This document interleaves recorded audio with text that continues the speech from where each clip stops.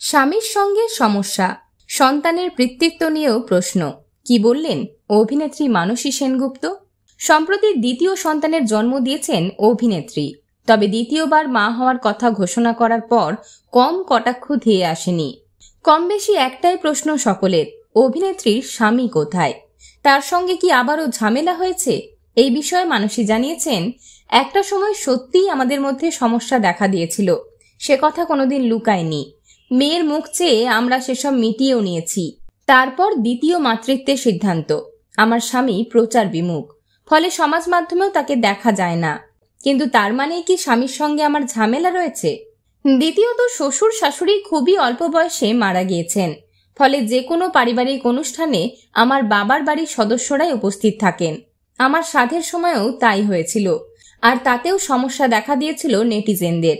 ওই জন্য এসব আর গায়ে মাখি না। যাদের বলার স্বভাব তারা বলবেনই।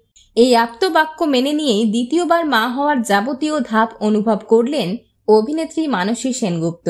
মানসী ও তার সদ্যজাত সন্তানের জন্য রইল অনেক অনেক শুভ কামনা।